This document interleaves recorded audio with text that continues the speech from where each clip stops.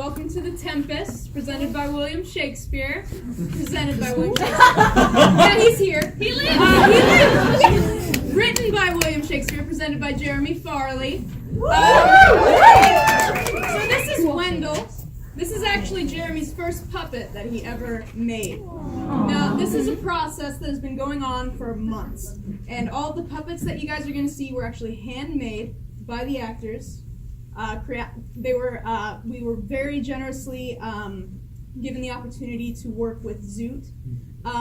Special thanks to RJ Steck for helping us out a lot. Special thanks to all the cast for donating so much time and energy. All the costumes we got from Zoot. Emma, Bratton, thank you so much for doing tech and sound. The rock star. When Jeremy asked me to help assistant direct, I knew I had to say yes because that boy has so much versatility as an actor, first of all, so much heart. You will never find a more generous soul, more caring soul. And he's so fun. He's so fun. He's so fun to work with. I mean, you guys are going to see puppets. You're going to see shadow puppets, commedia dell'arte, improv, all sorts of fun stuff. So Jeremy asked me to encourage you guys to just keep a playful mind, really imagine, and just let yourself escape for a minute.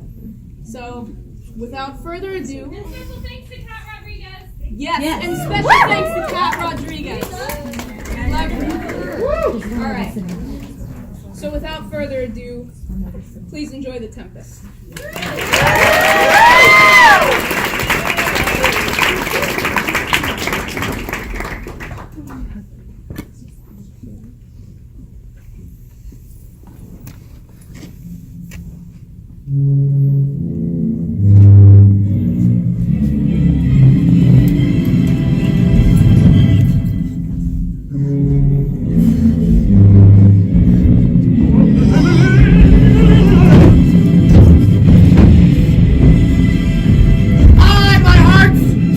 Cheerily, my hearts, take in the topsail, tend to the master's whistle, blow till thou burst thy wind if room enough. Good boatswain, have care! Where is the master? Play the men! I pray now, keep below. Where is the master, boatswain? Do you not hear him? Be good, be patient. When the sea is hence, what cares he forward for the title of king? The cabin, silent and troublous not. But yet remember whom thou hast aboard. None more than I love more than myself. You are a counselor. If you can command these elements to silence and work the peace of the present, we will not hand a rope war. Use your authority. I have great confidence in this fellow. Methinks he has no drowning mark upon him. His complexion is perfect gallows. Stand fast, good fate to his hanging. Make the rope of his destiny our cable, for our own doth little advantage. If he be not born to be hanged, our case is miserable. Down at the topmast! Lower! Lower! Try with main course.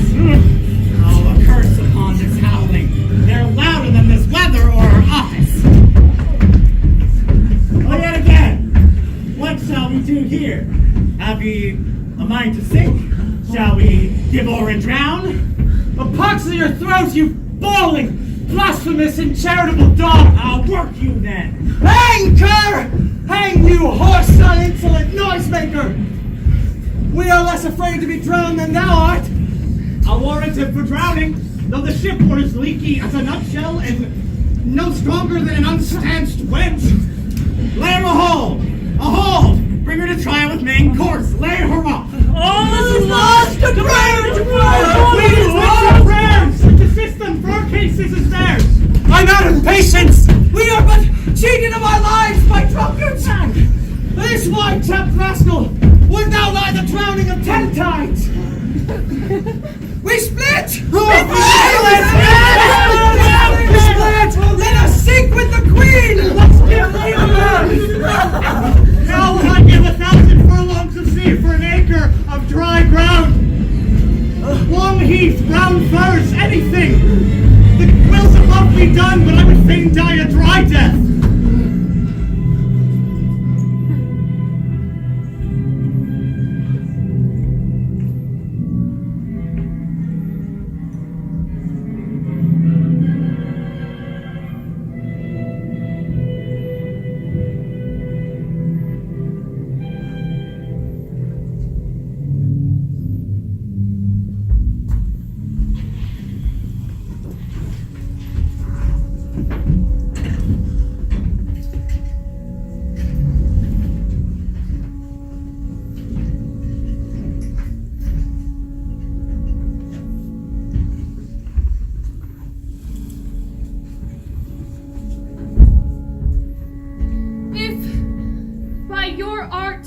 My dear father, you have put the wild waters in this roar, allay them. The sky, it seems, would throw down stinking pitch, but that the sea, mounting to the welkin's cheek, dashes the fire out.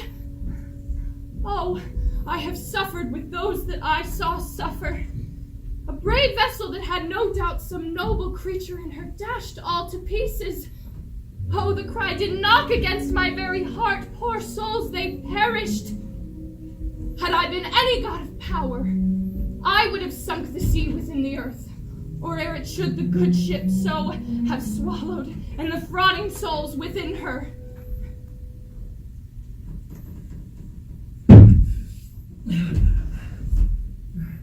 Be collected.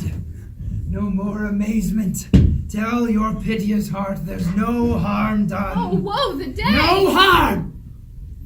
I have done nothing but in care of thee, my dear one, thee, my daughter, who art ignorant of what thou art, not knowing of whence I am, nor that I am more better than Prospero, master of a full poor cell, and thy no greater father.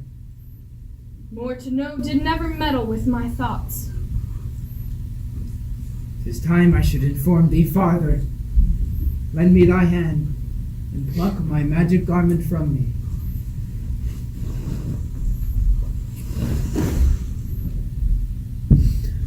So, lie there, mine art, wipe thou thine eyes.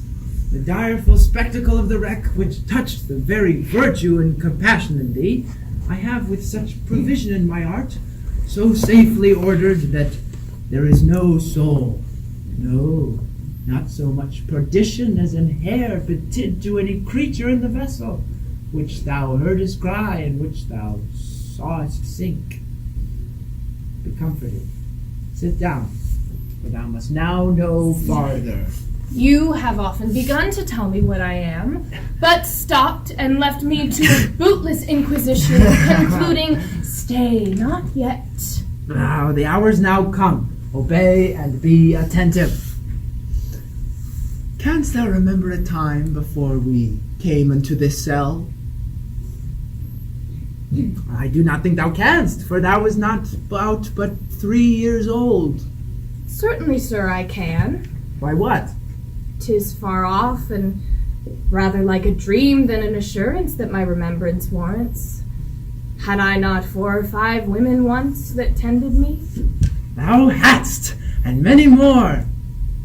But how is it that this lives in thy mind? What seest thou else in the dark, backward and abysm of time? If thou rememberest aught ere thou camest here, how thou camest here thou mayest. But that I do not. 12 years since, Miranda. 12 years since thy father was Duke of Milan and Prince of Power. Sir, are you not my father? My mother was a piece of virtue, and she said thou wast my daughter. And thy father was Duke of Milan, and his only heir a princess of no worse issued. Oh, the heavens! What foul play had we that came we from thence, or blessed was we did? Both, by foul play, as thou sayest, were we heaved thence, but blessedly hauled hither. Oh, my heart bleeds to think of the teen that I have turned you to, which is from my remembrance. Please you, father. My brother and thy uncle, called Antonio, I pray thee, mark me.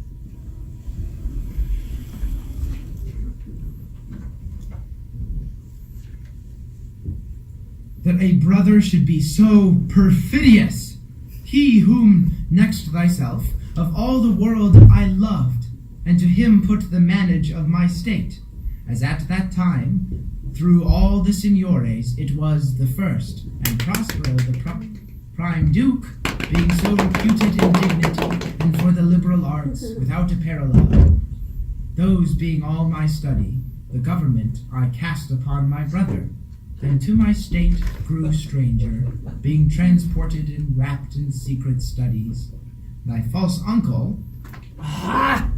Dost thou attend me? Sir, most heedfully.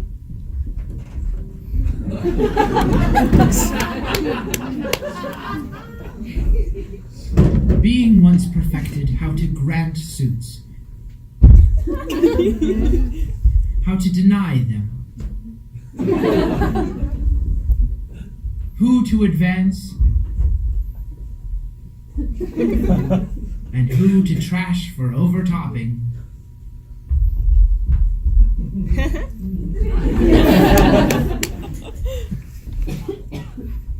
New created the creatures that were mine, I say, or changed them, or else new formed them, having both the key of officer and office, set all hearts of the state to what tune pleased his ear, that now he was the ivy which had hid my princely trunk, and sucked my virtue out on it. Thou attendest not! Oh, good sir, I do. I pray thee, mark me.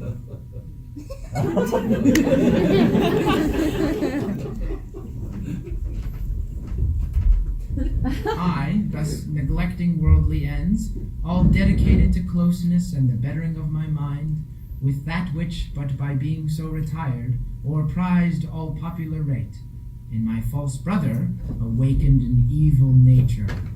He being thus lorded, not only with what my revenue yielded, but what my power might else exact, like one who, having into truth, by telling of it, made such a sinner of his memory to credit his own lie, he did believe he was indeed the Duke. Oh, dost thou hear? Your tale, sir, could cure deafness.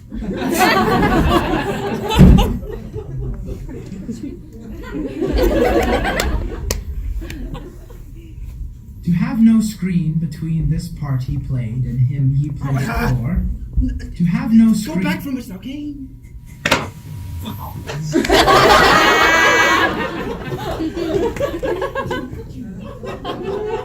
Screen between this part he played and him he played it for, his needs will be absolute Milan.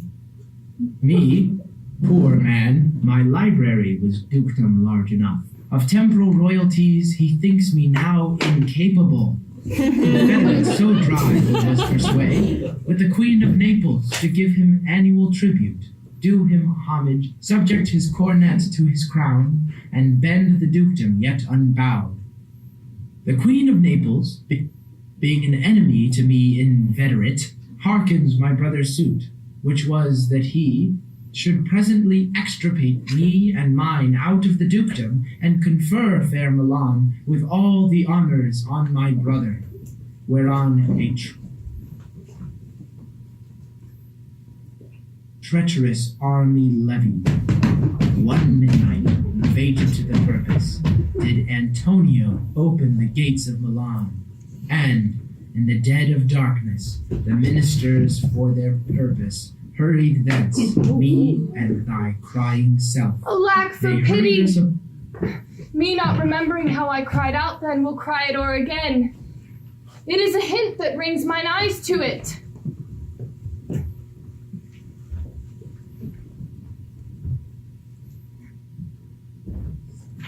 They hurried us aboard a bark, bore us some leagues to sea, where they prepared a rotten carcass of a butt, not rigged, nor tackle, sail, nor mast.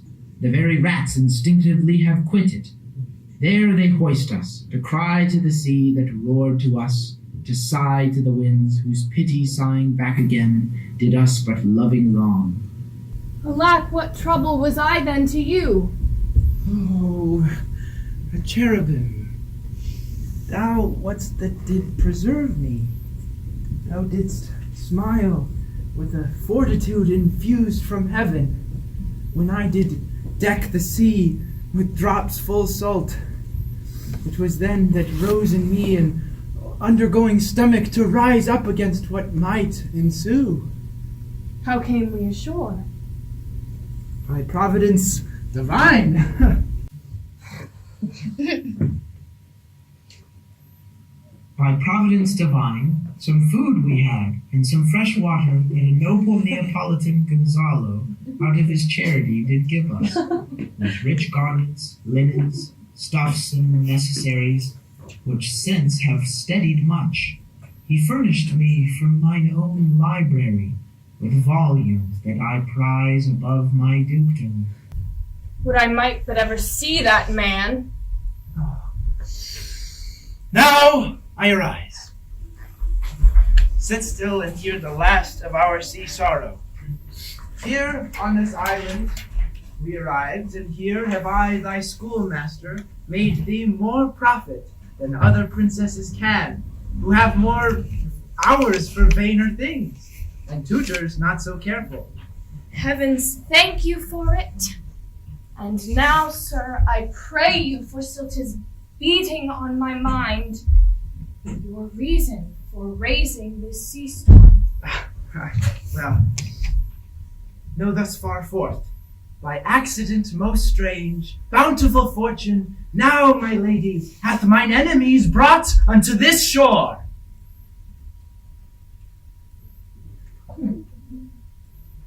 Forget not. Now thou must sleep.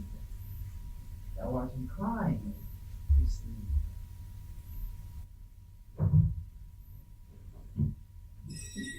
Come, servant, come, my Ariel, come. All hail, great master, great sir, hail!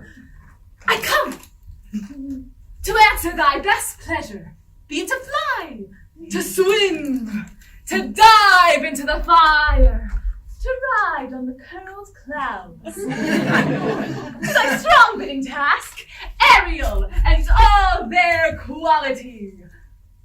Well, hast my spirit performed to point the tempest that I bade thee? To every article. I boarded the king's ship, now on the beak, now in the waist, the deck, in every cabin I flamed amazement. Sometime I'll divide and burn in many places.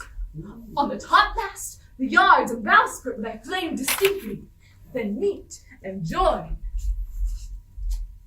But, my brave spirit, who is so brave, so constant that this coil could not infect their reason? Not a soul but felt the fever of the man and played some tricks of desperation. All but mariners plunged into the foaming brine and quit the vessel. Then, all afire with me, the queen's son Ferdinand, with hair up staring, then like reeds, not hair, was the first that leaped, cried, "Hell is empty and all the devils are here!" But are they, Ariel, safe? Not a hair perished. As thou badest me, in troops I have dispersed them about the isle. The queen's son I have landed by himself. Ariel, I have done exactly as all points of my command. But there's more work. Tell me, what is the hour of the day? Past the mid-season. At least 2 glasses. The time 'twixt 6 and now must by us both be spent most preciously. Is there more toil? Since thou dost give me pains, let me remember thee what thou hast promised, which is not yet performed me. How now? Moody? What is it thou canst demand? My liberty! Before the time be out? No more! I prithee, remember, sir, I have done thee worthy service, told thee no lies, made thee no mistakings, served without grudge or grumblings. Thou didst promise to bait me a full year. Dost thou forget what torment I did free thee? No! Thou dost? I do not, sir. Thou liest, malignant thing. Hast thou forgot the foul witch Sycorax? No, sir! Oh, thou hast. Tell me, where was she born? Sir, in Argyre. Oh, was she so? I must once a month recount what thou hast been, which thou forgetst. Aye, sir. Thou, as thou sayest thyself, was then within her service. Refusing her grand hest, she did confine thee a dozen years. within which space she died, and left thee there, save for the son that she did litter here. Yes, Caliban, her son. Dull thing, I say so, he that Caliban. Thou best knowest what torment I did find thee in. Oh, thy groans did make wolves howl. It was by mine art which made gape the pine, and let thee out. I thank thee, master. If thou more murmurest, I'll rend an oak and peg thee in its knotty entrails. Pardon, master. I will be correspondent to command and do my spiriting gently. Do so, and within 2 days I will discharge thee. That's my noble master! What shall I do? Say what? What shall I do? Go, and make thyself a nymph of the sea. Be subject to no sight but thine and mine, invisible to every eyeball else. Go, and take this shape, and hither come to it.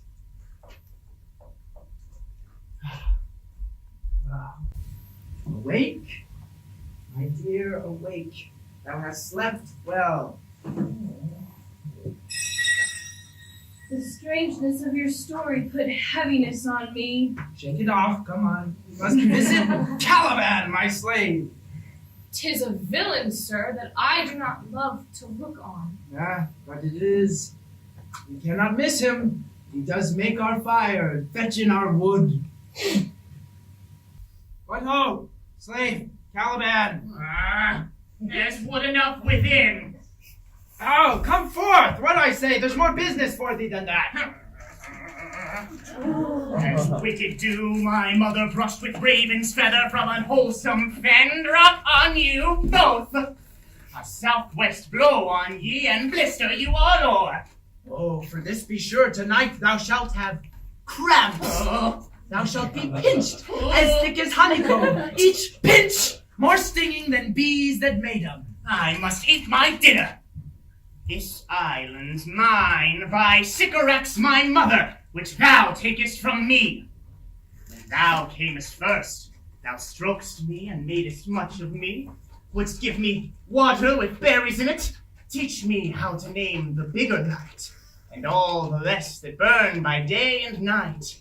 And then I loved thee and showed thee all the qualities of the isle, the brine pits, the fresh springs, barren place and fertile.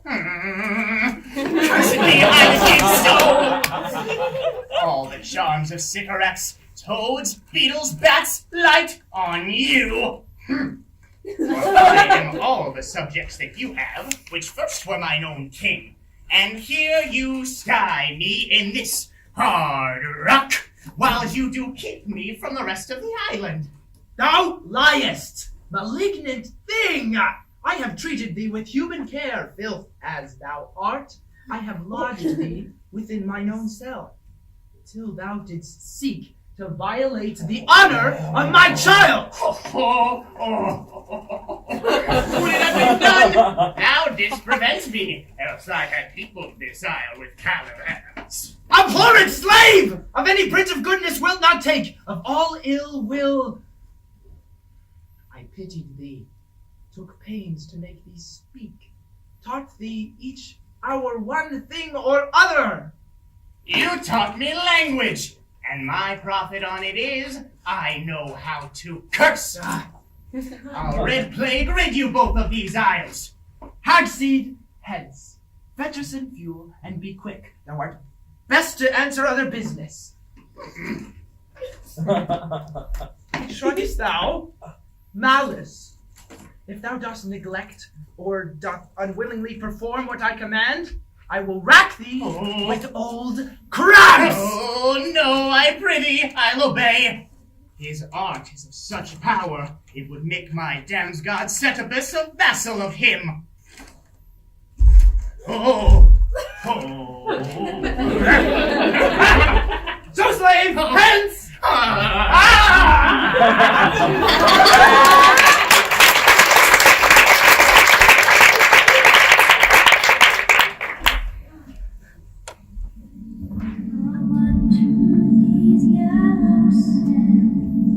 And then take hands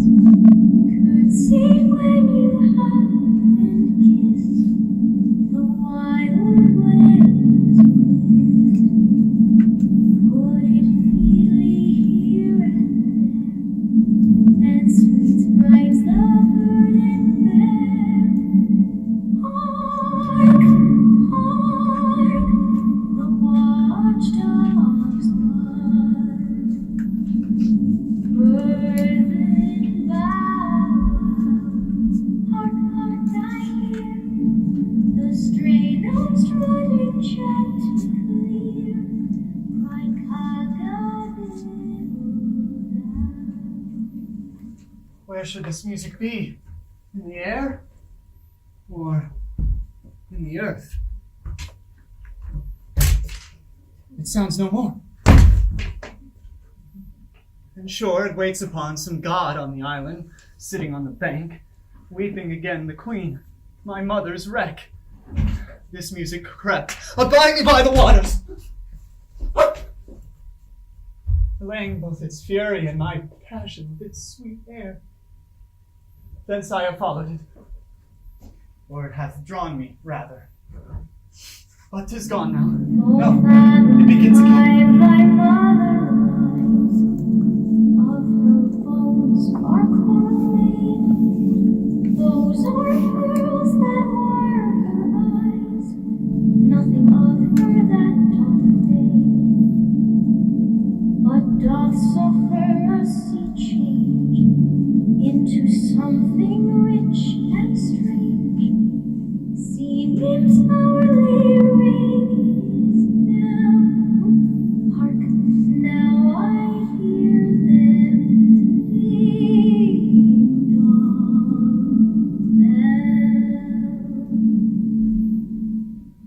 The ditty does remember my drowned mother. This is no mortal business, nor no sound that the earth owes. I hear it now above me. The fringed curtain of thine eye advance, and say what thou seest yon. What is it? A spirit? Lord, how it looks about. Believe me, sir, it carries a brave form, but 'tis a spirit. No, wench, it eats and sleeps, and has such senses as we have such. This gallant which thou seest was in the wreck. Shall call him a thing divine, for nothing natural I ever saw so noble. It goes on, I see, as my soul prompts it. Spirit, fine spirit, I'll set thee free within 2 days for this.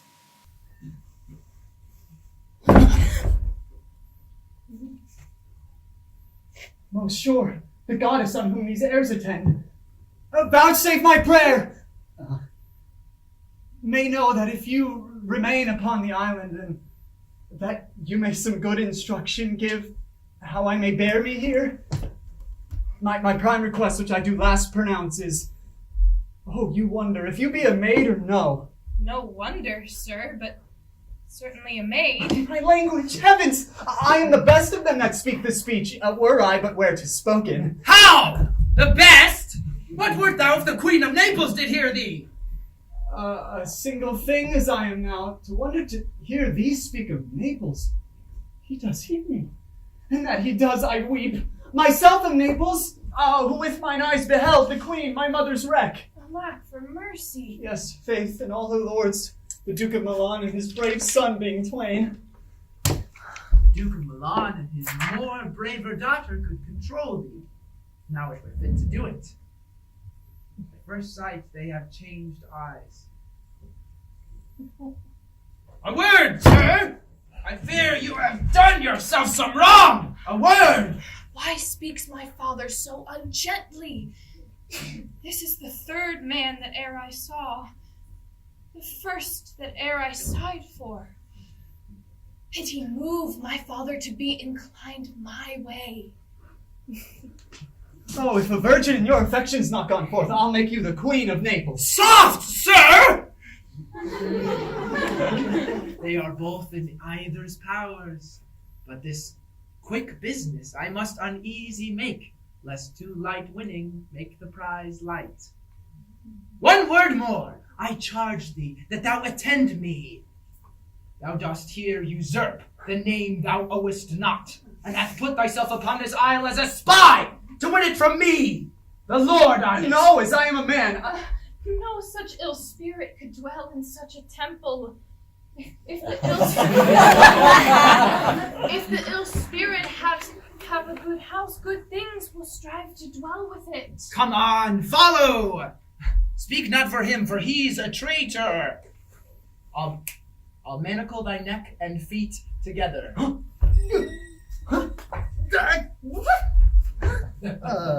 Follow! No! I will resist such entertainment till mine enemy has more power. Oh, dear father, make not too rash a trial for him, for he's gentle and not fearful. What? My foot, my tutor? Ha! Put up thy sword, traitor, who makest a show, but darest not strike.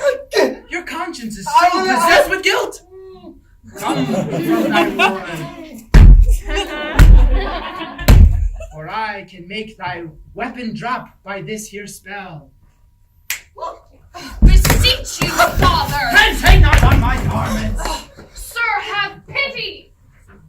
I'll be his surety. Silence. One word more shall make me chide thee, if not hate thee. What? An advocate for an impostor? Hush! Thou dost think thou know more shape than he, having seen but only him and Caliban. Foolish wench, to the most of men, this is a Caliban, and they to him are angels. My affections are then most humble.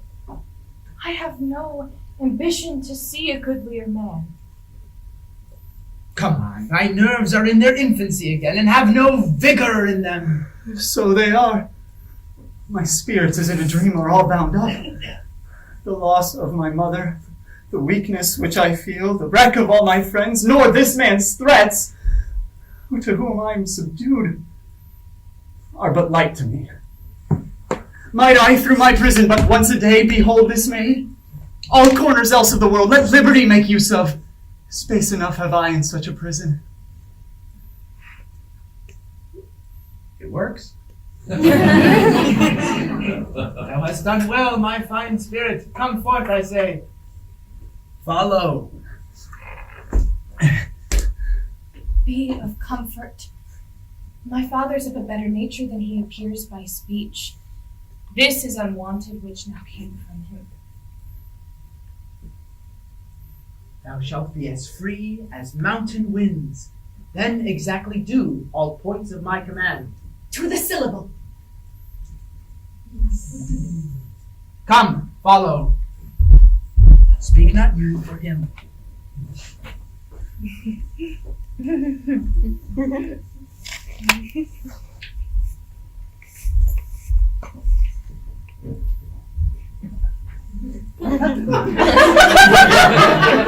Beseech you, my lady, you have great cause, so have we all for joy. For our escape is much beyond our loss. Our hint of woe is common. Every day, some sailor's wife, the master of some merchant, and the merchant have just our theme of woe. But for the miracle, I mean our preservation, few in millions can speak like us. Therefore, my lady, weigh our sorrow with our comfort. Prithee, peace. She receives comfort like cold porridge. The visitor will not give her over so. Look, she's winding up the watch of her wit. By and by it will strike. My queen, 1. Tell. when every grief is entertained that's offered, comes to the entertainer $1. Dollar comes to him indeed, good sir. You have spoken truer than you purposed. And you have taken it wiselier than I meant you should. Therefore, my lady, Fie, what a spendthrift is he of his tongue. Prithee, spare. well, I have done, but yet. He will be talking. Which for first begins to crow?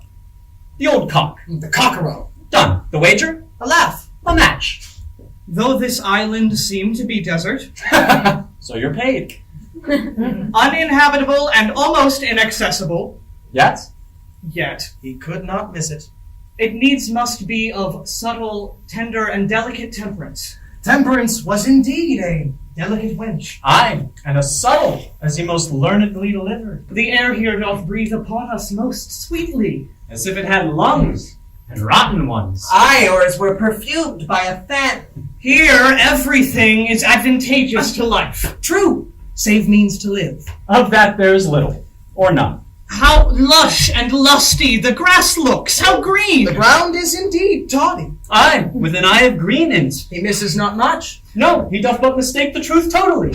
But the miracle of it is, which is indeed almost beyond credit, that our garments, being as they were, drenched in the sea, hold notwithstanding their freshness and gloss, being rather new-dyed than stained with salt water. If but one of his pockets could speak, would not say he lies. Aye, or very falsely pocket up his report. Methinks our garments are now as fresh as when we first put them on in Africa at the marriage of the Queen's fair daughter Clarabelle to the King of Tunis. 'Twas a sweet marriage, and we prosper well in our return. Paragon, Tunis has never before seen such a paragon to their queen, not since Widow Ditto's time. Widow? A pox of that! How came that widow in? What if he had said widower Aeneas? Good Lord, how you take it? Widow Ditto! You make me study that. She was of Carthage, not of Tunis. This Tunis, sir, was Carthage. Carthage! I assure you, Carthage. His word is more than the miraculous harp. He would build walls and houses, too. What impossible task will he make easy next? I think he will carry the island home in his pocket and give it his son for an apple. And sowing the seeds in the ocean, bring forth more islands! Hey! Why, in good time. My lady, we were talking that our clothes seem now as fresh as when we first put them on in Tunis at the marriage of your daughter who is now queen. And the rarest that e'er came there. Bait, I beseech you. Widow Ditto! Oh, Widow Ditto! Aye, Widow Ditto! Is not now my doublet as fresh as when I first wore it? I mean, in a sort. That sort was well fished for. When I wore it at your daughter's marriage. You cram these words into mine ears against the stomach of my sense. Would I have never married my daughter there? For coming thence my son is lost, and in my rage she too, who is so far from Italy removed, I never again shall see her. O thou mine heir of Naples and of Milan, what strange fish hath made his meal on thee? My lady, he may live. I saw him beat the surges under him and ride upon their backs. He trod the water, whose enmity he flung aside, and breasted the surge most swollen that met him. His bold head 'bove the contentious waves he kept, and oared with good arms in lusty stroke to the shore, that o'er his wave-worn basis bowed, as stooping to relieve him. I not doubt he came alive to land. No, he is gone. You have none to blame but yourself for your daughter's loss, that we not bless our Europe with her, but rather lose her to an African. Or at least she is gone from your sight, which hath cause to whet the grief on't. Prithee, peace. Your son is gone. I fear forever. Milan and Naples have mo widows in them for this business making than we have men to comfort them. The fault's your own. So is the dearest of a loss. My lord Sebastian, the truth you speak doth lack some gentleness and time to speak it in. You rub the sore when you should bring the plaster. Very well. Most sururgently. It is foul weather in us all, my lady, when you are cloudy. Foul weather. Very foul. Had I the plantation of this isle, my friends, He would sow it with nettle seed. Or docks or mallows. and were the king on it, what would I do? Escape being drunk for want of wine? I would, by contraries of the Commonwealth, execute all things. No kind of traffic would I admit, no name of magistrate. Letters should not be known, riches, poverty, use of service, none. No contract, succession, born, bound of land, tithe, vineyard, none.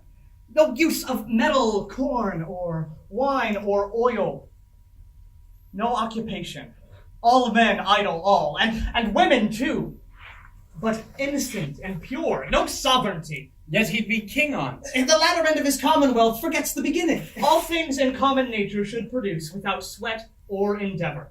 Treason, felony, sword, pike, knife, gun, or any kind of engine would I not have. But nature should bring forth of its all kind, all poison, all abundance, to feed my innocent people. What? No marrying amongst his subjects? None, man. All whores and knaves. I would with such perfection govern, to excel the golden age. God save his majesty. Long live Gonzalo. And do you mark me, my lady? Prithee, no more. Thou dost talk nothing to me. I do well believe, your highness, and did it to minister occasion to these gentlemen who are of such sensible and nimble lungs that they always use to laugh at nothing. 'Twas you we laughed at. Who in this kind of tomfoolery am nothing to you, so continue, and laugh at nothing still. Why? What a blow was there given! And it had not fallen flat long. You are gentlemen of such brave mettle. You would lift the moon out of her sphere if she would continue it in 5 weeks without changing.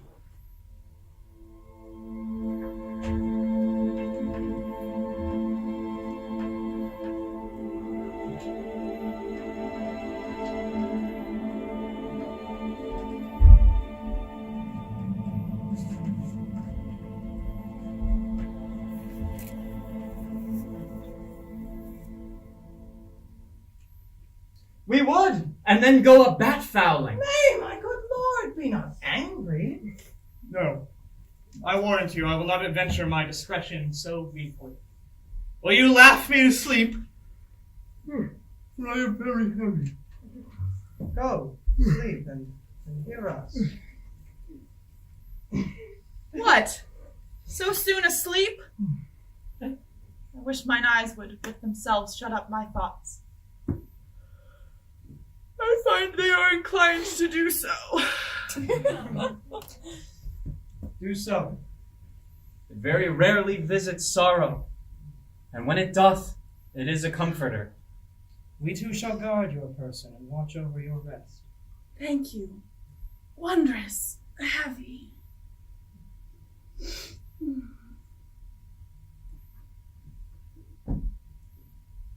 What a strange drowsiness possesses them. It is the quality of the climate. Why do not then our eyelids sink? I find myself not disposed to sleep. Nor I. My spirits are nimble. They fell together always by consent. They dropped as by a thunderstroke. What might, worthy Sebastian? What might? Ah, no more. And yet, methinks I see it. What the occasion speaks thee, I should be. And my strong imagination sees a crown dropping on thy head. What? Art thou waking? Dost thou not hear me speak? I do, and surely 'tis a sleepy language, and thou speakst that of thy sleep. This is a strange repose, to be standing, speaking, moving, and yet so fast asleep. Noble Sebastian, thou lett'st thy fortune sleep. Die rather. Winced while thou art waking. I am standing water. I will teach you how to flow. Do so. To ebb, hereditary sloth instructs me. Oh, ebbing men most often do near the body run by their own fear or sloth. Thou dost snore distinctly. There's meaning in thy snores. I am more serious than my custom, which you must be so too, if heed me. Privilege to do travels the oath. Say on. Thus, sir, that this lord of weak remembrance professes to persuade the queen her son's alive. 'Tis as impossible that he is undrowned as he that sleeps here swims. I have no hope that he is undrowned. Oh, out of that no hope. What great hope have you? No hope that way is another way, so high a hope that even chance can hate without discovery there. Oh, God.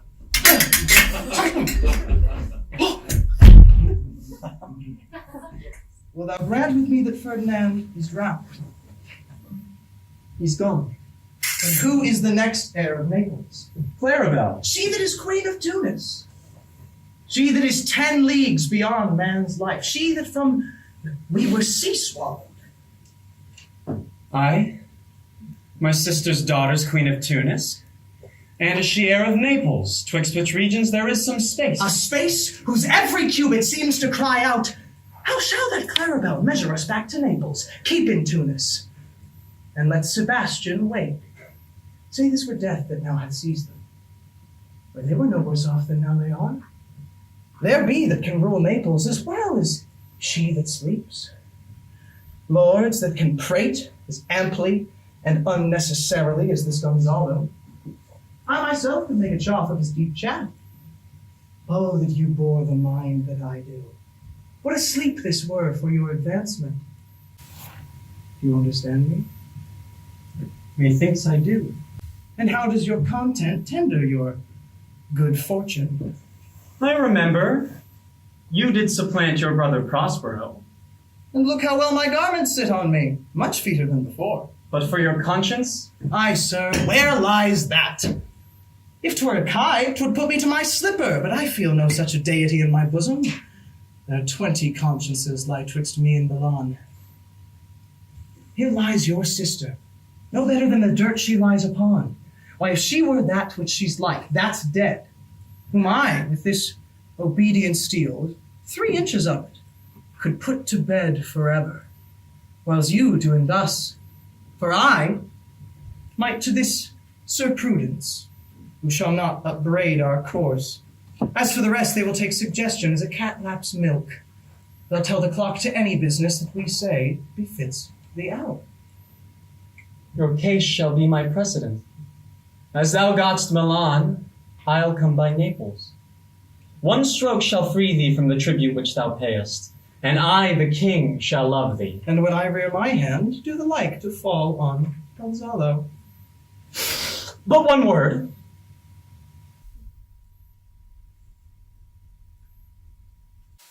While we do soaring line, open-eyed conspiracy is time doth take. If I feel keen care, shake off slumber everywhere.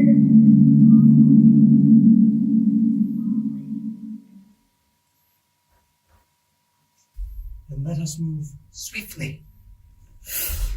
Now, good angels, preserve the king! Why, how now? Ho, awake! Why are you drawn? Wherefore this ghastly looking? What's the matter? We heard a bellowing burst of bellowing, like bulls or lions, rather. It was a treacherous sound. Did not wake you? I heard nothing. Oh, it was a din to fright a monster's ear. Yes, or make an earthquake. It was the howling of a whole herd of lions. Heard you this, Gonzalo? On mine honor, my lady, I heard a humming, and a strange one at that, which did wake me. I shaked you, my lady, and cried, and as my eyes did open, I saw their weapons drawn. There was a noise, that's verily. 'Tis best we stand our guard, or else we quit this place. Let's draw our weapons. Lead off this land, and let's make further search for my poor son.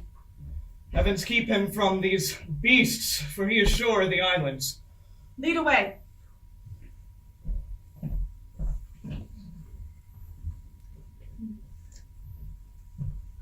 Prospero, my lord, shall know what I have done. So, queen, go safely on to seek thy son.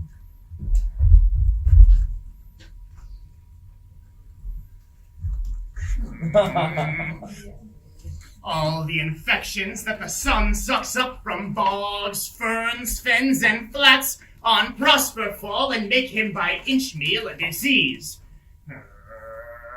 His spirits do hear me, yet I needs must curse. But they'll no pinch me, nor lead me like a firebrand out of my way unless he bid them. For every hour they are set upon me, they do hiss me into madness.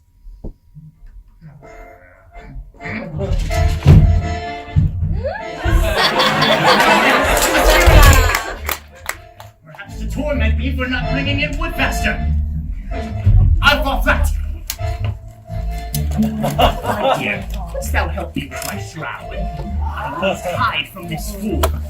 I bring him. Helps me. I must hide. Perchance he will not mind me.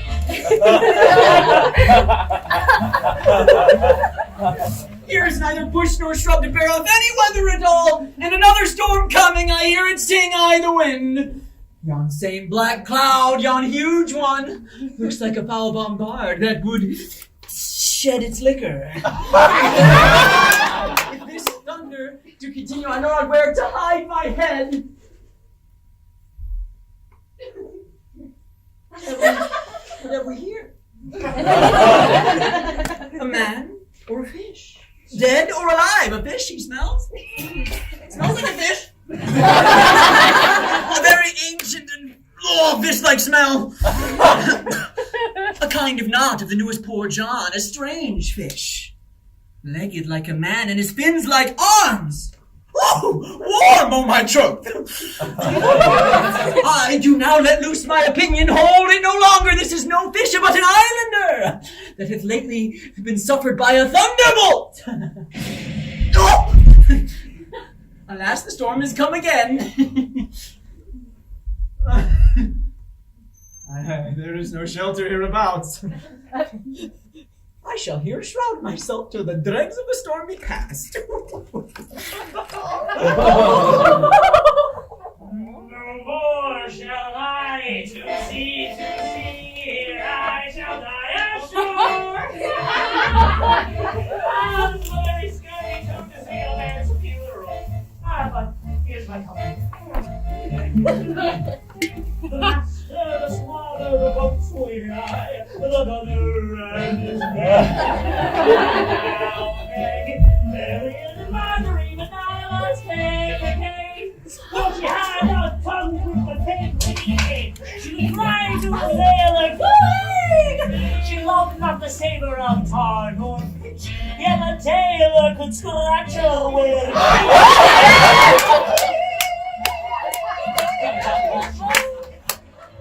So the sea boys and let her go away.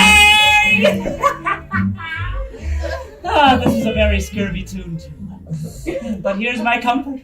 His spirit torments me. Oh, what's the matter? Do we have devils here? Do you play tricks upon with men of Ind and savages, huh?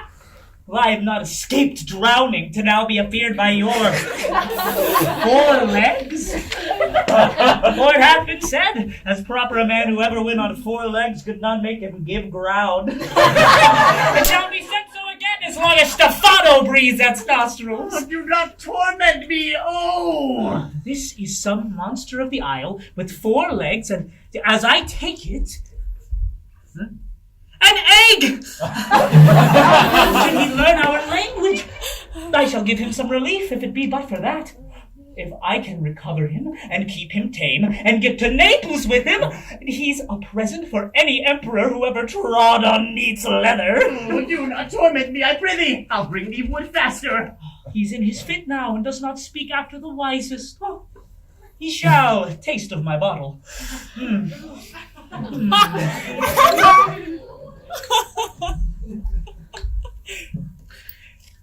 If I can recover him and keep him tame, I will not ask much for him. He shall pay for him that hath him, and that soundly. Thou dost yet but little anon, yet I know thou wilt hurt me. Prosper works upon thee. Come!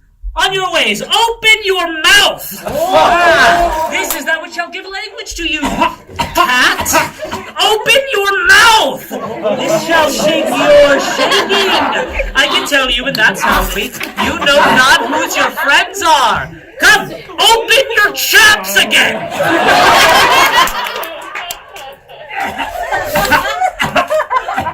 I should know this voice. It should be... But he is drowned, and these are devils. Oh, defend me! 4 legs and 2 voices. A most delicate monster. His forward voice is to speak well of his friend. His backwards voice is to utter foul speeches and detract. If it take all the wine in my bottle, I will cure his egg. Come, amen! Open thy other mouth! Stefano! Does thy other mouth call to me? Mercy! Mercy! And this is a devil and no monster. I will leave him. I have no long spoon. Stefano! If thou beest Stefano, touch me! Speak to me! For it is I, Trinculo! Be not afeard, thy good friend Trinculo! If thou beest Trinculo, come forth.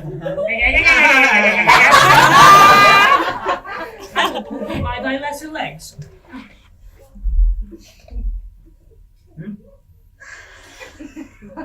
If any legs be trinculos, these are they. Very trinculo indeed. It's now become the siege of this moon calf. And can he vent trinculos? I took him to be struck by a thunderbolt, but art thou not drowned? I hope now thou art not drowned. Is the storm overblown? Oh, Stefano! Turn me about instead! Really do not turn me about. My stomach is not constant. These be fine spirits if they be sprites. There's a bravely god that bears celestial liquor.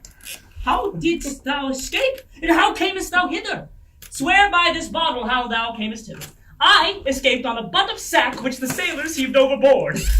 By this bottle, which I made from the bark of a tree, with mine own hands since I was cast ashore. I'll swear upon that bottle, and be thy true subject. Here then, swear then how thou escapest. Swam ashore, man, like a duck. I can swim like a duck. Here, kiss the book. Though thou mayst swim like a duck, thou art made like a goose. Oh, Stefano, hast thou any more of this? The whole butt, man! Yeah! My cellar is in a rock by the seaside where my wine is hid. Look out! How dost thine egg? I will swear upon that bottle and be thy true subject. Prithee. Come then. Oh. By this good light, this is a very shallow monster. I have feared of him. A most strange monster, the man of the moon. A most scurvy monster. Hast thou dropped from heaven? Out of the moon, I do assure thee. I was the man in the moon when time was. I have seen thee in her, and I do adore thee. My mistress showed me thee, and thy dog, and thy bush. Come, swear. Kiss the book. I will furnish you with new contents or none. A most scurvy monster, the man of the moon. This is a most scurvy monster. Oh, well drawn in good sooth. I will show thee the fresh springs of the isle. I'll bring thee berries. I will catch fish for thee, and I will bring thee wood enough. A plague upon the tyrant I serve. I'll fetch him no more sticks, but follow thee, thou wondrous man. By this light, this is a very perfidious and a drunken monster. If his god's asleep, he'll rob his bottle. I will show thee where the crabs grow, and with my long nails, dig thee pig nuts. Gross. I will instruct thee with a jade's nest how to snare the nimble marmoset. And I will show thee clustering filberts and the young scamos. Scamos? Wilt thou go with me? Here, come then. Down and swear. I shall laugh myself to death at this puppy-headed monster. A most scurvy monster. I can find in my heart to beat thee. Come, kiss. No, that he is to drink, a most abominable monster. Oh. Come, monster. Prithee. And without any more talking. Trinculo. Our queen and the rest of our company else being drowned. We shall... Here, fellow Trinculo, bear my bottle. We'll fill it by and by again. Farewell, master. Farewell, farewell. No more dams on it for fish, nor affection firing and requiring. No more dresses and master, yes, a new man. Freedom, heyday, heyday, freedom, freedom, heyday, freedom! Oh, great monster! Lead away!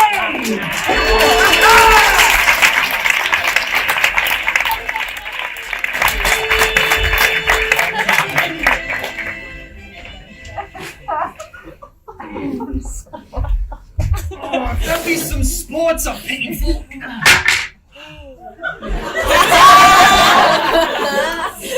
But if their labors delight in them, sets off.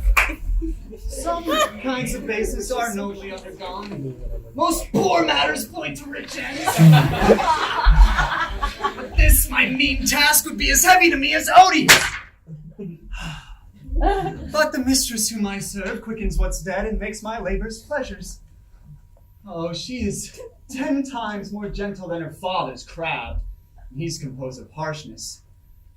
I must remove some and pile them up upon a sore injunction.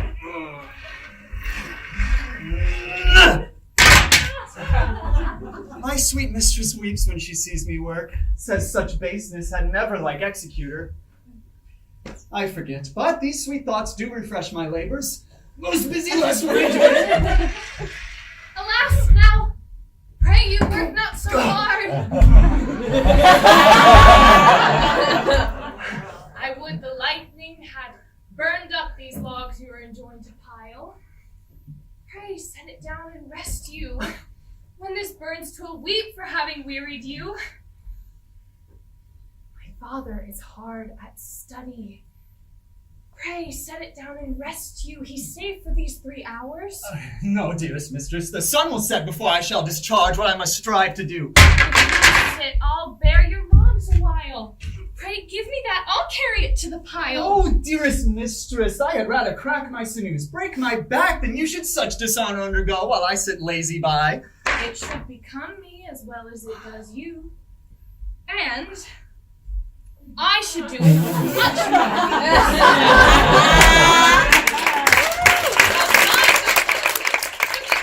And yours it is against.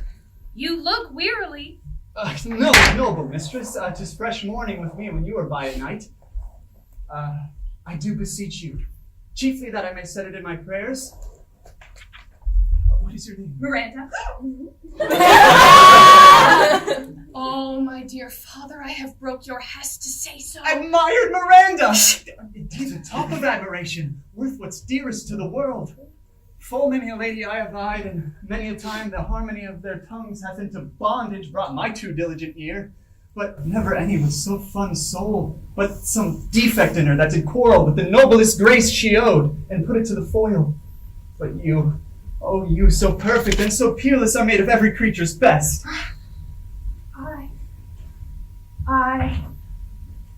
I do not know one of my sex. No woman's face remember, save from my glass mine own. Nor have I seen more than what I may call men than you, good friend, and my dear father. How features are abroad I am skilless of, but by my modesty, the jewel in my dower, I would not wish any companion in the world but you, nor can imagination form a shape besides yourself to like of. Oh, but I prattle something too wildly, and my father's precepts I therein do forget. I am in my condition a prince, Miranda, I do think a king. I would not so, and would no more endure this wooden slavery than to suffer the flesh fly blow my mouth. Hear my soul speak. Since the first moment I saw you did my heart fly to your service. There resides, to make me slave to it, and for your sake am I this patient logman. Do you love me?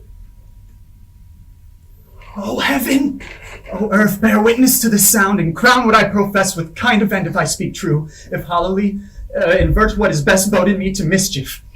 I, beyond all else in the world, do love, prize, honor you. I'm a fool to weep at what I am glad of. Oh, wherefore weep you? At mine unworthiness that I desire to give, and therefore shall die to want. But this is trifling. And the more it seeks to hide itself, the bigger bulk it shows. Hence, bashful cunning, and prompt me plain and holy innocence. I am your wife. If you if not,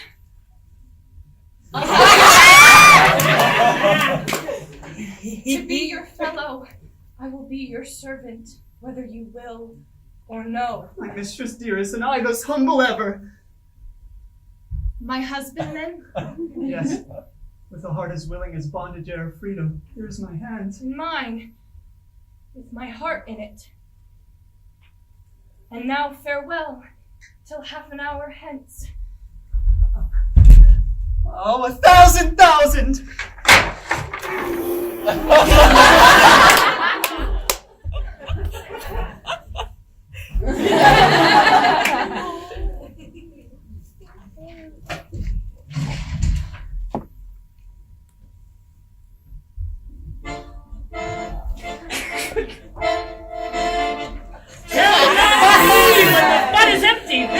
Shall drink water, not a drop before. Therefore, bear up and boredom. Servant monster, drink to me. Servant monster, the folly of this isle. They say there's but 5 upon this island. We are 3 of them. If the brains of the other 2 be as us, the state totters. Drink, servant monster, when I bid thee. Thy eyes are almost set in thy head. Oh. But where should they be set else? He were a brave monster indeed if they were set in his tail. My man monster has drowned himself in sack. For my part, the sea could not drown me. I swam ere I could recover the shore. 5 and 30 leagues off and on. By this light, monster, you shall be my lieutenant or my standard. Your lieutenant, if you list, he is no standard. Oh, will not run, monsieur monster. Lord, quoth he that he should be such a natural. Mooncalf, speak for once in thy life, if thou beest a good mooncalf. Well, how does thy honor? Let me lick thy shoe. I serve not him, he is not valiant. Thou liest!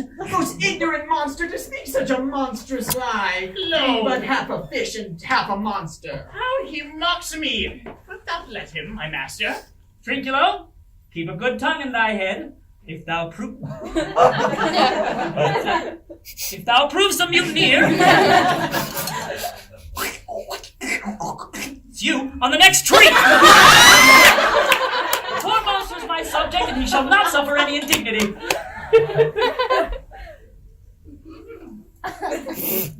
I thank you, my lord.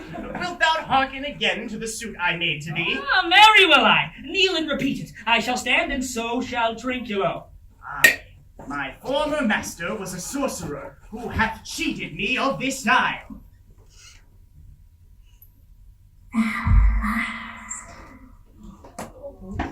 Thou liest, thou jesting monkey! Darest I speak not the truth? Oh, thou liest. Trinculo, interrupt the monster one word further, and by this hand I shall supplant some of your teeth. Why? I said nothing. None then, and no more. Proceed.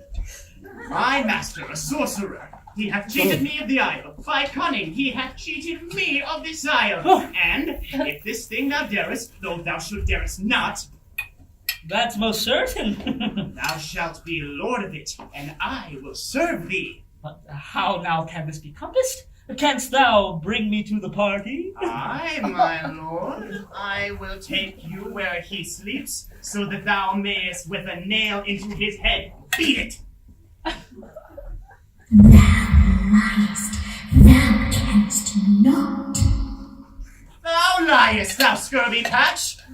When he is out of liquor, he shall drink naught but brine, or I shall not show him where the fresh springs are. Drink it up. Run no further into danger. Interrupt the monster one more time, and by this hand I shall turn my mercy out of doors and make a stockfish of thee. Why? What did I? I did nothing.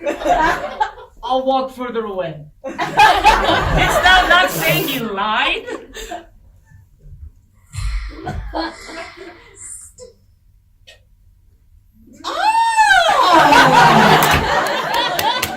Do I so? Takest thou that? And there you go! Come hither!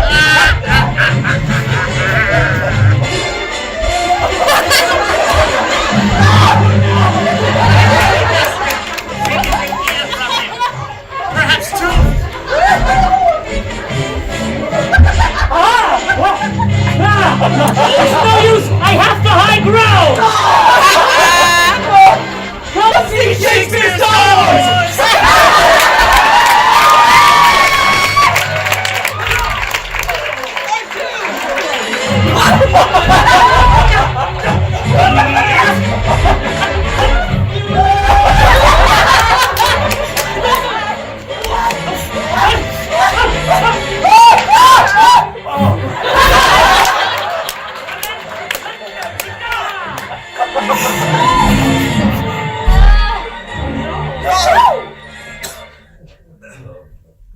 but a stick.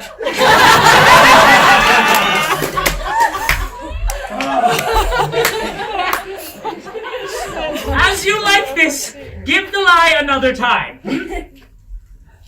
I did not give the lie!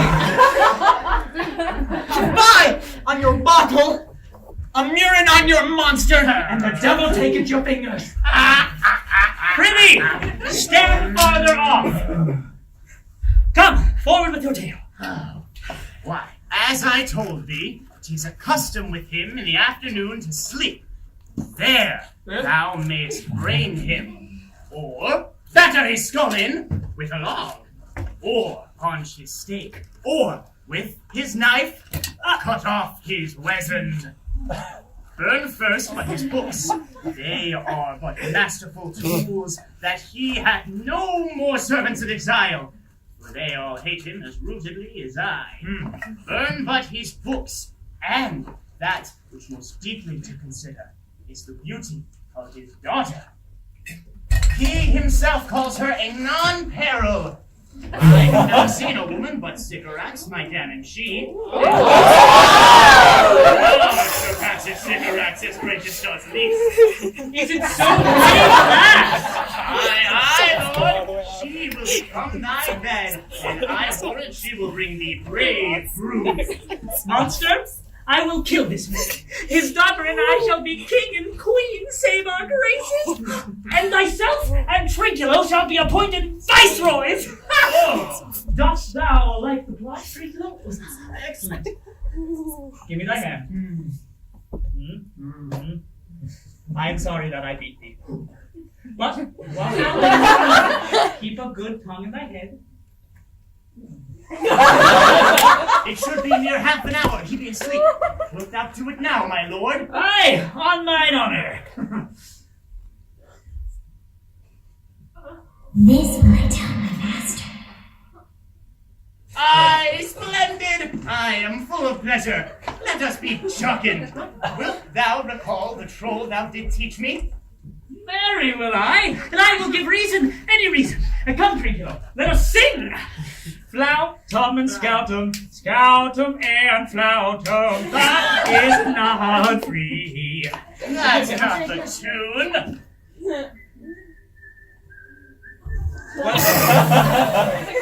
What is this same? This is the sound of our catch, with no picture to its voice. If thou beest a man, show thyself in thy likeness. If thou beest a devil, take it as thou mayest. Oh, forgive my sins. He who dies pays all debts. I defy thee. Mercy! Art thou afeard? No, monster. Not I. This isle is full of noises that do delight thee and not hurt thee. Once I did hear 1,000 twangling instruments ring in mine ear, and when I did sleep, methought I saw the clouds part and beautiful noises come forth, that when I woke, I did cry back to sleep. This shall prove a brave kingdom to me, where I shall have my music for nothing. When Prospero is destroyed. That shall be by and by. I remember the story. The sound goes away. Let's follow it and on to our work. Come, lead, monster. We'll follow. I would I could see this tabor, and he lays it on. Well, come, I'll follow Stefano.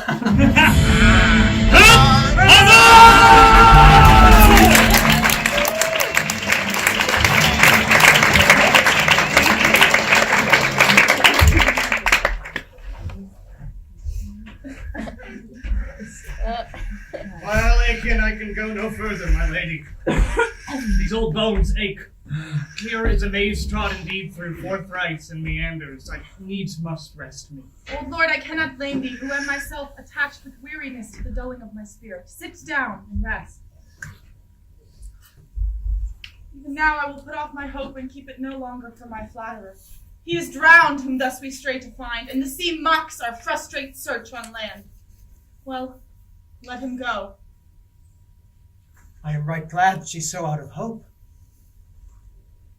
Do not for one repulse for noble purpose you resolved to effect.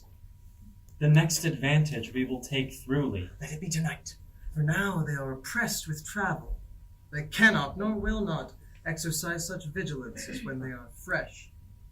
I say tonight, no more. What harmony is this? My good friend Harp! Marvelous, sweet music. Give us kind keepers, heavens! What were these? Drollery. Now I will believe there are unicorns. I will believe, and anything else which needs credit may come to me. I will swear it is true. If in Naples I should report this now, would they believe me?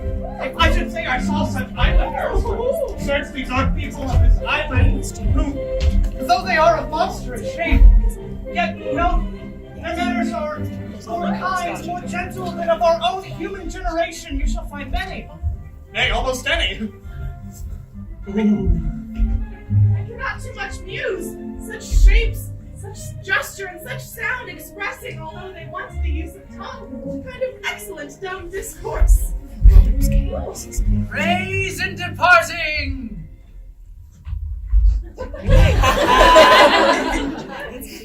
They vanished strangely. Fear not, for they have left their viands behind. For we have stomachs. Would please ye thou to drink of these? Not I. Thank my lady, you need not fear. I will stand to and feed, although my last, no matter, since I feel the best is past. Brother, my lord the Duke, stand to, and do as we.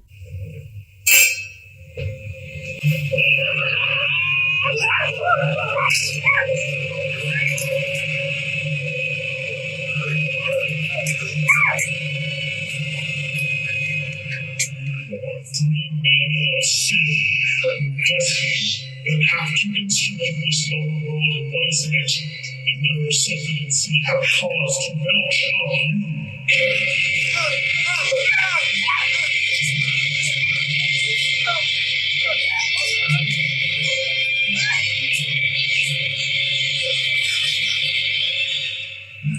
Fools! I and my fellows are ministers of fate. The elements of whom your swords are tempered may as well move the loud winds or kill still waters. Your swords are now too massive for your strength and will not be uplifted.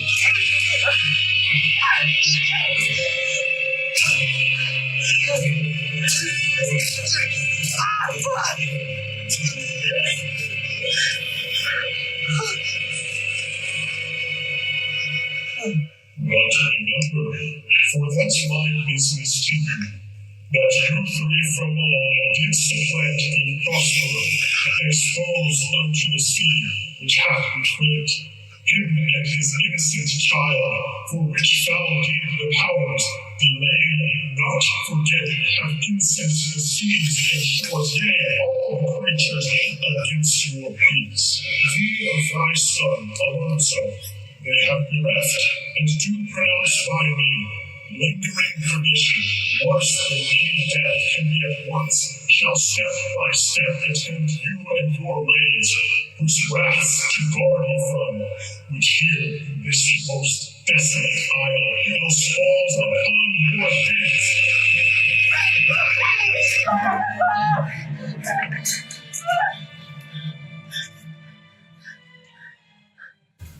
My high charms work, and these mine enemies are all knit up in their distractions. They are now within my power. And in these fits I'll leave them to visit the young Ferdinand, whom they suppose is drowned, and his and mine most loved darling.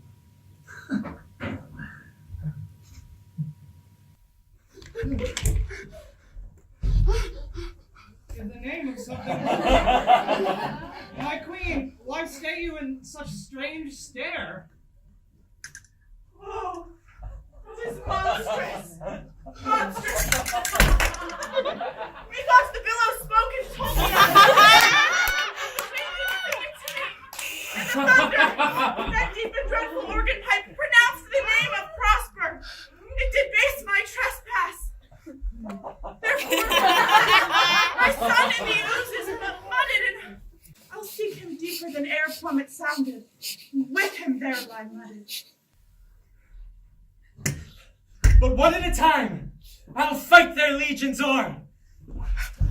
I'll be my second!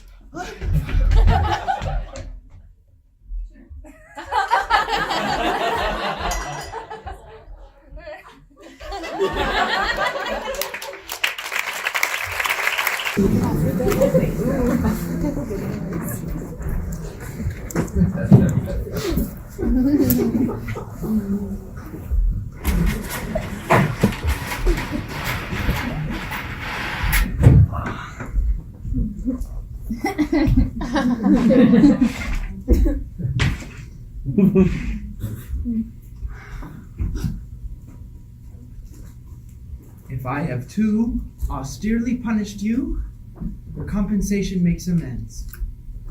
For I have given you here a third of mine own life, or that for which I live, which once again I tender to thy hand. My vexations were but my trials of thy love, which thou hast strangely stood the test. Here afore heaven I unite this my rich gift.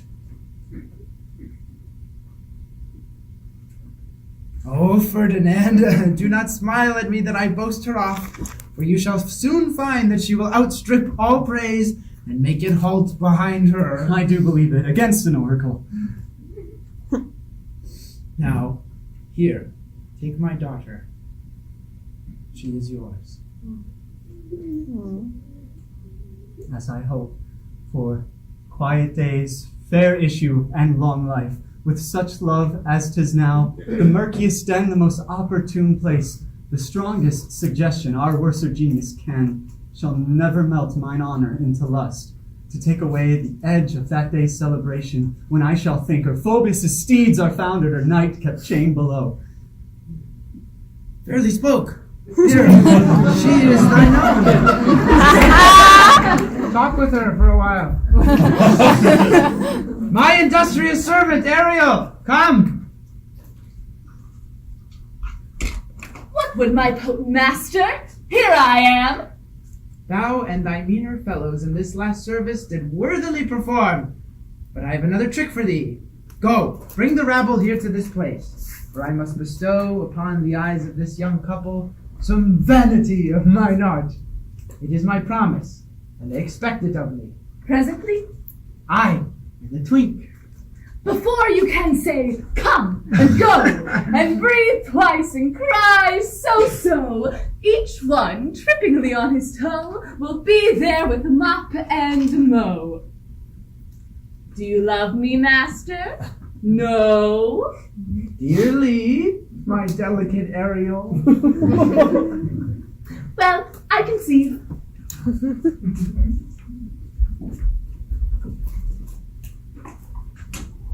No tongue, all eyes.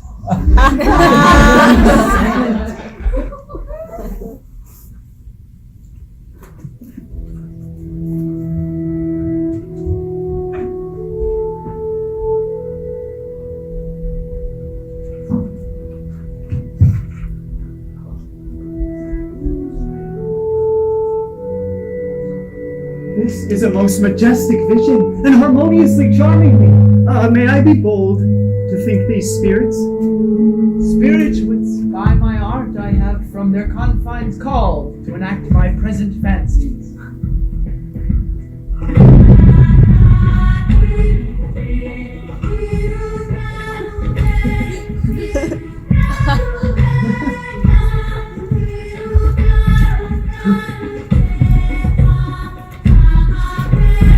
Oh, let me live here, Admiral.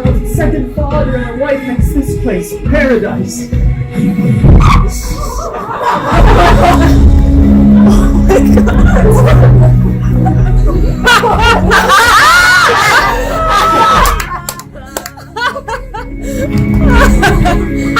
Oh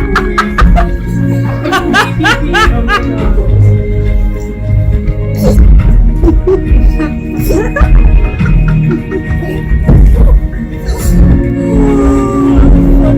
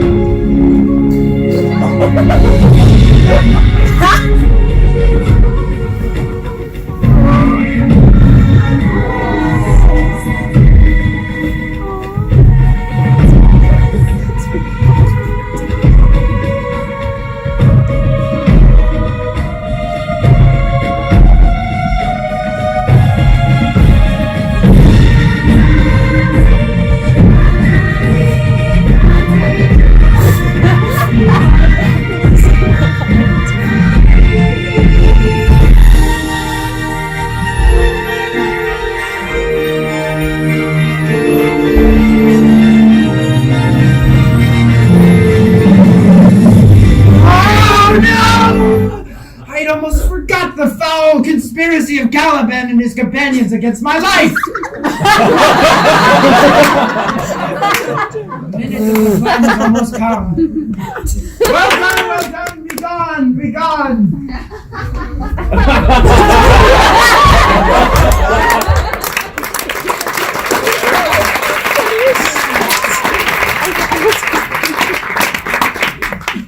This is strange. Your father is overcome by some passion that works him strongly. Never till this day saw I him with anger so distempered. You do look, my son, as if you were in a moved sort, as if you were dismayed. Be cheerful. These our revels now are ended, and these actors were spirits, spirits which melted into air, into thin air. And like the baseless fabric of this vision, the cloud-caped towers, the gorgeous palaces, the solemn temples, all which it inherits shall dissolve. And like the baseless fabric of this pageant faded, leave not a rack behind, for we are such stuff as dreams are made on, and our little life is rounded with a sleep. Sir, I am vexed. Bear with my weakness. My dull, old brain is tired. Be not disturbed with my infirmity. Please you, retire to my cell, and there repose. A turn or two I'll walk to still my beating mind. We wish you peace.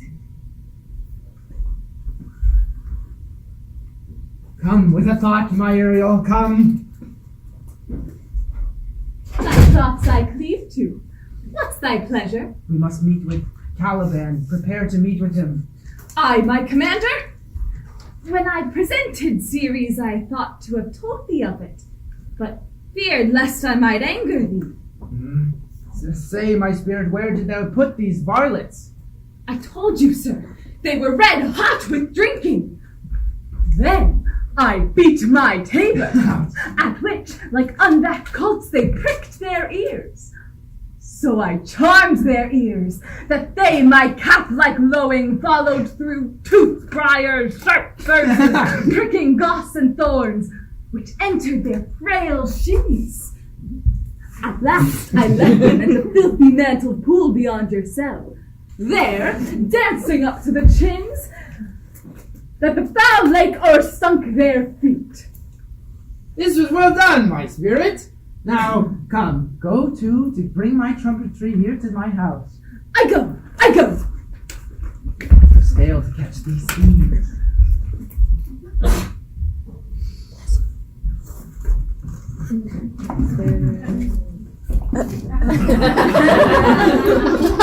Speak softly, that the blind mole may not hear a footfall. We are now near his cell. Monster, your fairy, which you say was a harmless fairy, has done little better than played the jack with us. Monster, my nose is in great indignation for all smells of horse piss. So does mine. Monster, thou art but lost. Oh, good king, give me thy honor, or the prize I shall grant thee shall hoodwink the mischance. Therefore, speak softly. All's hushed is midnight yet. Aye, but to lose our bottles in the pool! There's not only disgrace and dishonor in that, monster. There's but an infinite loss. There's nothing more worse than the loss of my wedding. For this is your helpless fairy monster. I shall take off my bottle, though I be o'er my years for my labour. My good king, I prithee now. We must do the mischief that will make this island thine, and I, Caliban, thy footlicker. Give me thy hand. I do begin to have bloody thoughts. Oh, Stefano! Look at what wardrobe is presented to thee! Ah, let it alone. It is but trash. Oh, that gown! Trinculo, put off that gown! By this hand I shall have that gown! Oh, you shall have it! Oh. Be you quiet, monster. Mistress Line, is this not my jerkin? Now is the jerkin under the line. Now, jerkin, you are like to lose your hair and be like a bald jerkin. Do! We steal by line and level. 'Tis not like yourself, my lord. Thank you for that jest. Here's a garment for it, which shall not go unrewarded when I am king of this country. Steal by line and level. 'Tis an excellent pass of paint. Here's another garment for it. Monster! Put some lime on thy fingers and away with the rest. I shall none on it. We shall lose our time. Monster, low to your fingers. Bear this away to where my hogshead of wine is, or I will turn you out of my country. Prithee, take this. And this. Aye, and this.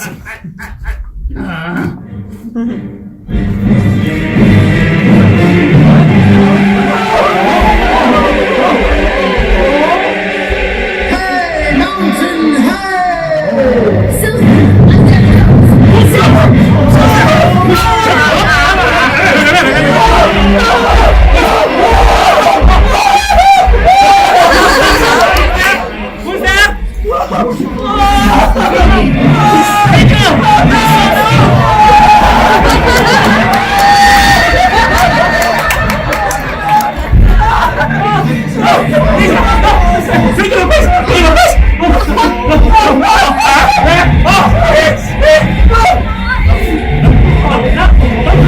Don't touch me!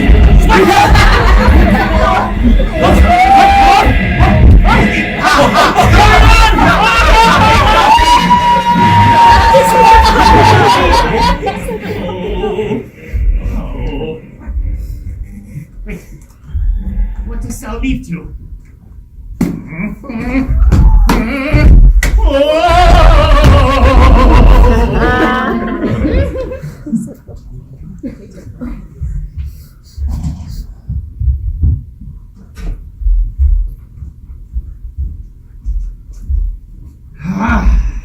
Now my project gathers to a head.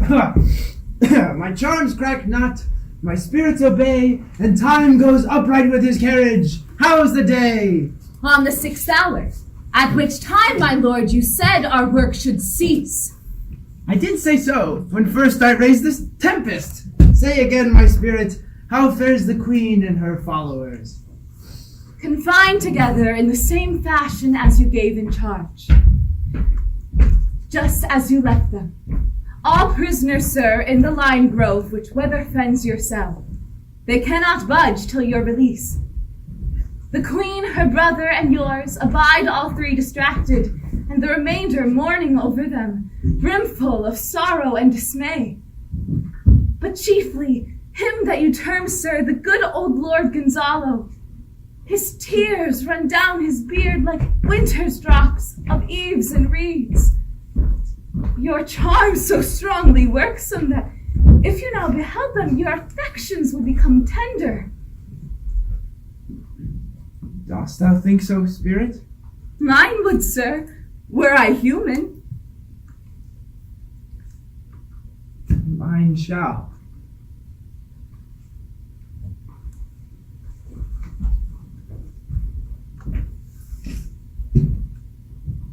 Hast thou, spirit, a touch, a feeling of their afflictions? And shall not myself be kindlier moved than thou art? They being so penitent, the sole drift of my purpose doth extend not a frown further. Go, release them, Ariel. I'll fetch them, sir.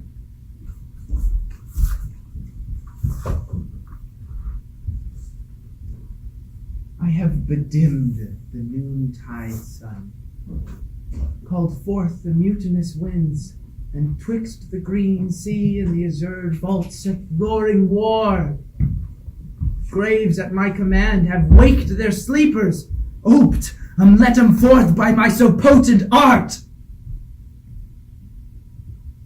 But this rough magic I here abjure, and when I have required some heavenly music, which even now I do, I'll break my staff, and bury it in certain fathoms of the earth, and deeper than did ever plummet sound, I'll drown my book.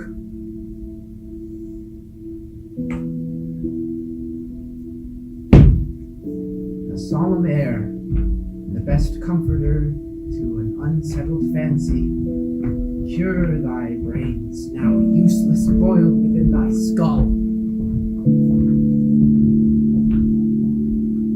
There stand, for you are spell stopped.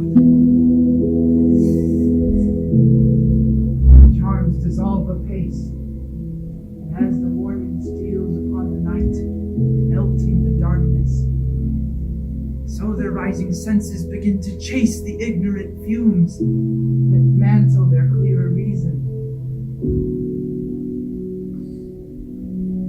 Their understanding begins to swell, and as the approaching tide fills the reasonable shore that now lies foul and muddy,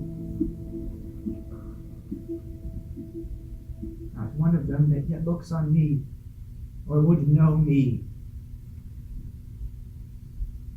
Go, my Ariel, come.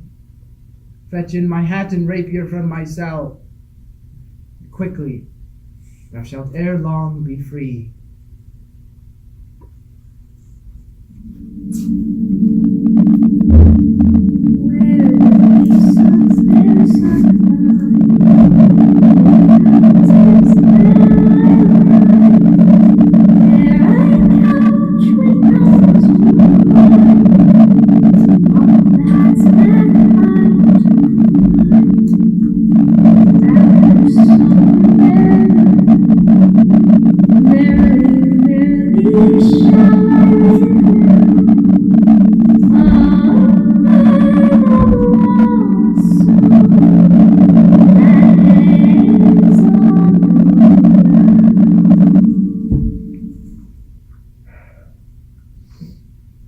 My brave spirit,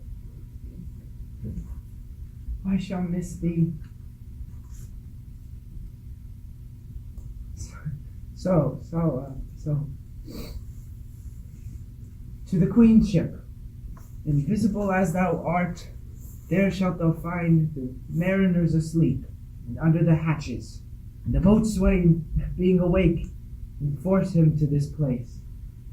And presently, I prithee, I drink the air before me and return, or ere your pulse twice beat.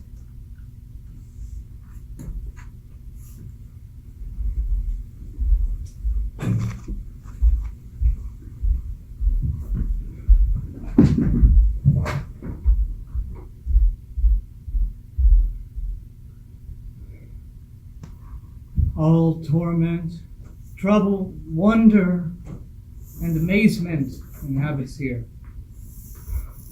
Some heavenly power guide us out of this fearful country.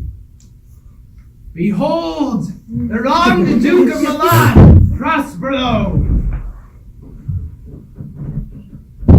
Whether thou beest he or no, or some enchanted trifle to abuse me, as late I have been, I not know.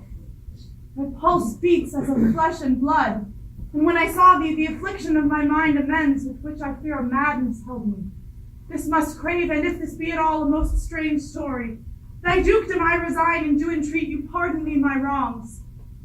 But how should Prospero be living and be here? First, let me embrace thine age. Whether this be or be not, I'll not swear.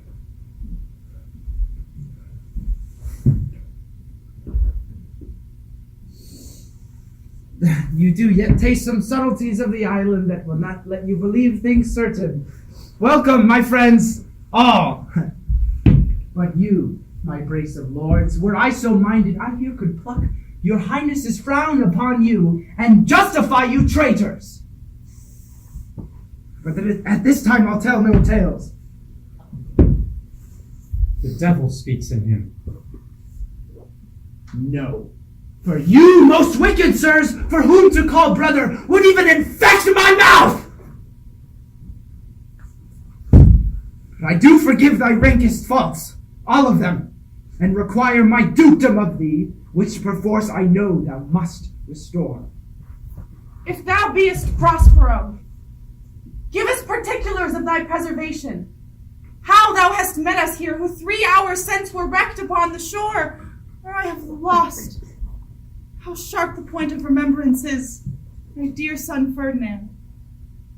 I am woe for it. Irreparable is the loss, and patience says it is past her cure.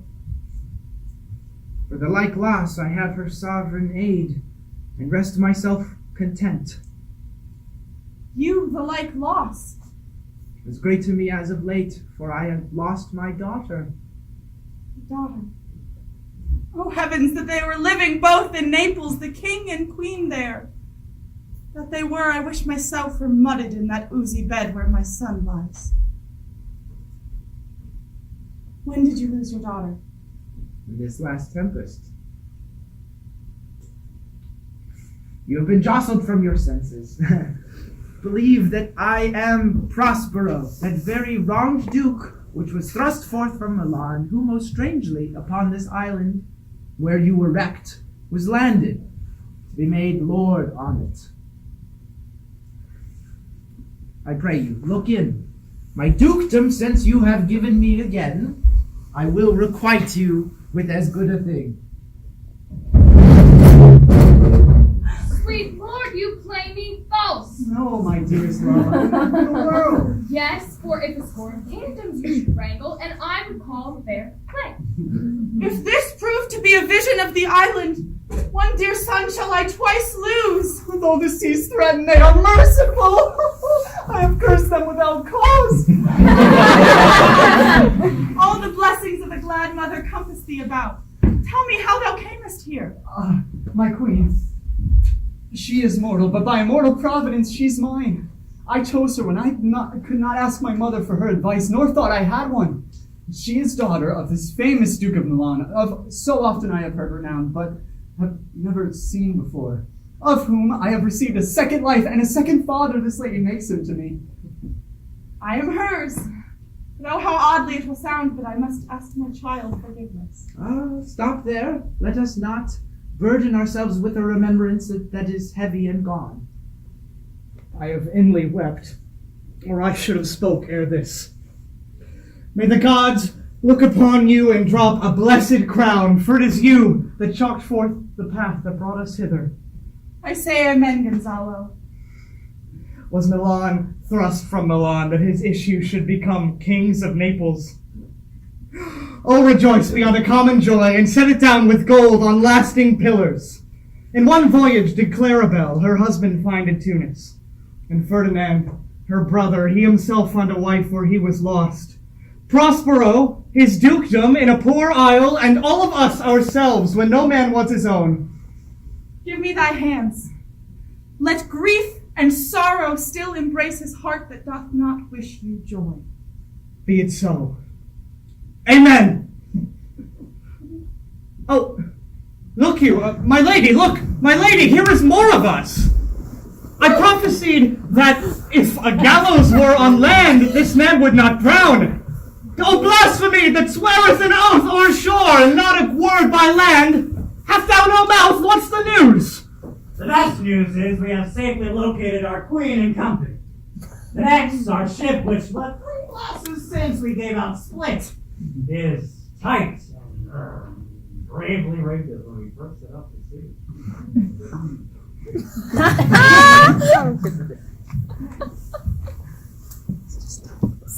Sir, all the service have I done since I went. That's my tricksy spirit. These events are not natural. They strengthen from strange to stranger. Say, how came you hither? Well, if I did think so, Your Highness, I will well await. I'll strive to tell you. Windows, and how we know not, all clapped under hatches where but even now, with strange and several noises of roaring, shrieking, howling, jingling, all horrible, and a more diversity of noises. Where we were awaked straightway at liberty, and freshly beheld our good, royal, gallant ship. Our captain conspiring to eye her on a trice, so please you, where even men are now, in a dream, where we divided from them and brought moping hither.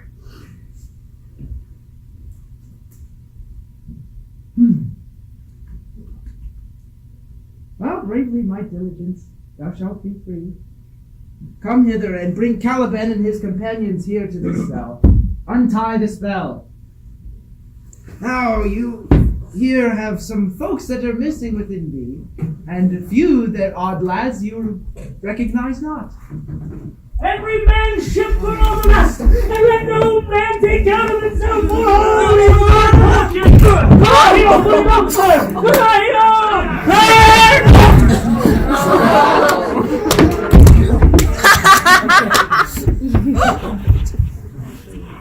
What are these, Antonio? Will money buy them? The very like. One of them is a plain fish. Certainly marketable. Mark but the badges of these men, then say if they be true.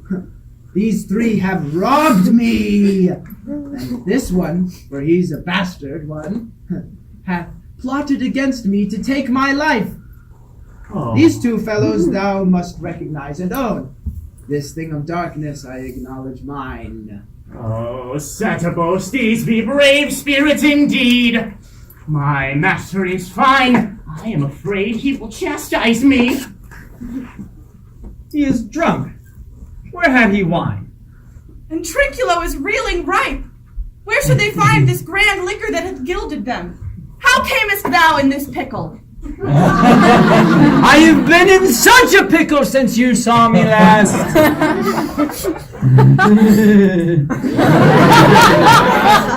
How now, Stefano? Touch me not! I am not Stefano! Little crayon! What, were you to be the king on the isle, sirrah? I should have been a sore one then. This is as strange a thing as e'er I looked on. Mark, but the manners of these. He is as disproportioned in his shape as he is in his manner. Go, take Caliban, bring your companions to your cell, and go forth away. Aye, that I will, and I'll be wise hereafter to seek for grace. What a thrice double ass was I, to mistake this fool for a god and must worship this drunkard. Hence!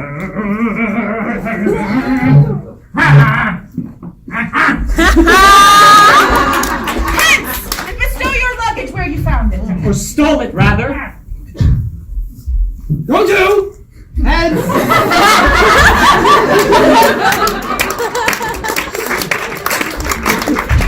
I invite your highness and your train to my poor cell, where this one night thou shalt have your rest, which part of it I'll waste with the story of my life, and the particular accidents gone by since I came to this isle. And in the morn, I'll bring you to your ship, and so to Naples, where it is my hope to see these our dear beloved solemnized, and thence retire me to my Milan, where every third thought shall be my grave. I long to hear the story of your life, which must take the ear strangely.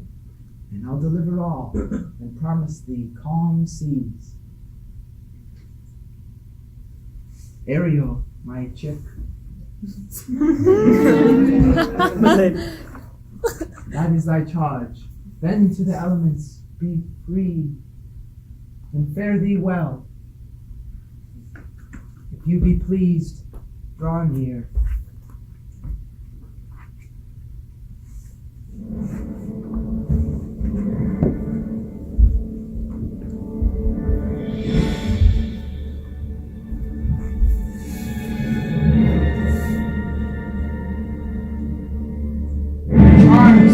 Now all o'erthrown, and what strength I have's mine own, which is most faint.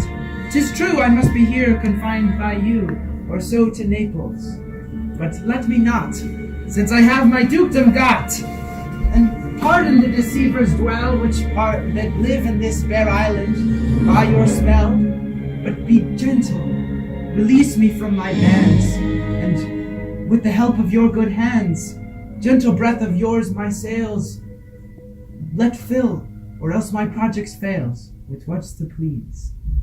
Now I want spirits to enforce, arts to enchant, or else my ending is despair, unless I be relieved by prayer, which pierces so, and as it faults mercy itself, and frees all faults.